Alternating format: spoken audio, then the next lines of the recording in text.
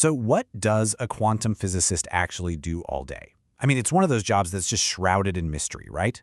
Well, today we're going to pull back the curtain, get past all the stereotypes, and take a look at the real day-to-day life of the people who are out there exploring the universe's biggest questions. All right, let's try a little thought experiment. Go ahead, close your eyes. Seriously. Now, picture a theoretical physicist. What pops into your head?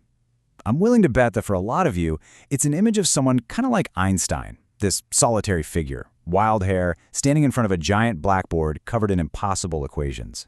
It's a really powerful, romantic image, but how accurate is it? Let's find out. So, first things first, we gotta tackle this myth head-on. We're gonna unravel this popular stereotype of the lone genius, an idea that's been baked into our culture by movies and books for decades. Yeah, this is the one we all know, isn't it? The isolated thinker, completely lost in their own world, just waiting for that one single lightning bolt of inspiration, that eureka moment that changes everything. It's a great story, for sure, but it's mostly just that, a story. The reality is way more dynamic, and honestly, a lot more interesting. Okay, so if it's not the lone genius, what is it? Let's build a much more realistic picture. We're going to break down what the day-to-day work actually looks like, based on what real working physicists have to say about their routines. And you'll see it's this fascinating mix of old-school thinking and cutting-edge tech. So this is basically the modern research workflow. And you can see right away it's a lot more structured than you might think. That classic Blackboard session? Yeah, that still happens. But it's really just the very beginning, the spark of an idea. From there, it's a deep dive into what everyone else has already figured out. Then, it's hours and hours at a computer. I mean, you can't exactly see a quantum particle, right? So you have to build these complex simulations to model them. Then comes the data sifting, looking for patterns, for something new. And this is super important. They talk to each other. They discuss everything with colleagues before a single word gets published. So you can see the toolkit for today's physicist is just huge. Of course, the deep math is still the absolute foundation. But now, you've also got to be a programmer, a data analyst, and a pretty darn good writer. And as we just saw, communication is key. It's a whole different ballgame from that silent genius working alone in an attic somewhere. Right. And all that work, it almost never ever happens in a vacuum, which brings us to this really crucial part, the human element. Because modern science, at its core, is a total team sport. And hey, don't just take my word for it. Listen to Dr. Sridevi Kuryatil, who's a computational and theoretical physicist. She says it perfectly. Science just thrives when people collaborate. It's all about bouncing ideas off each other, getting a fresh perspective. It's a constant conversation.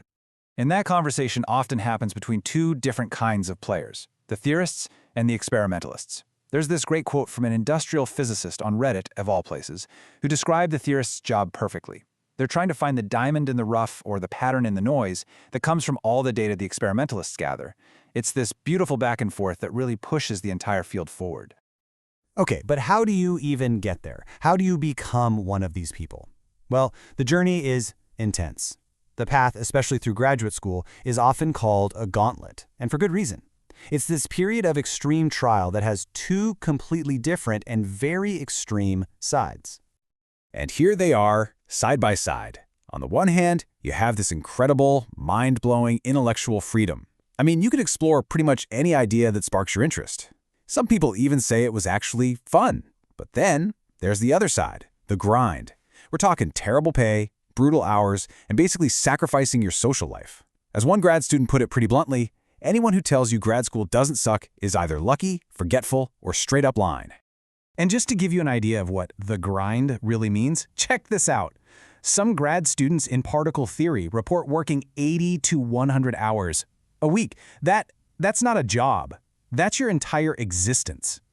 Which brings us to this incredibly powerful piece of advice. Passion, in this world, isn't just a nice to have. It is an absolute survival requirement. You have to truly, deeply love this stuff to make it through that PhD gauntlet. So, if you make it through, now what?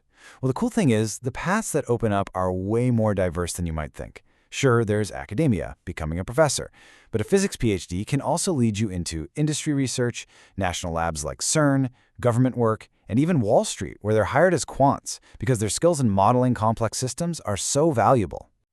So this all brings us to the biggest question of all, really. Why? Why go through the gauntlet? What is the payoff that makes all of that worthwhile? You know, for so many of them, the reward is something really personal, something deep down. It's this profound love for the subject itself, the sheer beauty of the math, the elegance of the experiments, and that incredible intellectual challenge of just wrestling with the universe's biggest puzzles.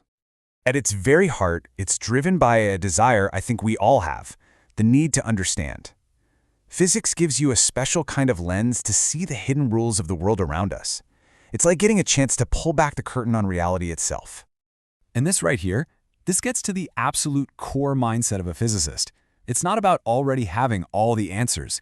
It's about being relentlessly, stubbornly curious.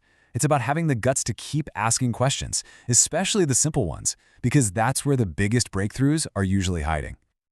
So in the end, being a physicist isn't just a job title. It's a way of thinking. It's a life driven not by certainty, but by curiosity. It's a journey of constantly asking why, which leaves just one final thought for all of us.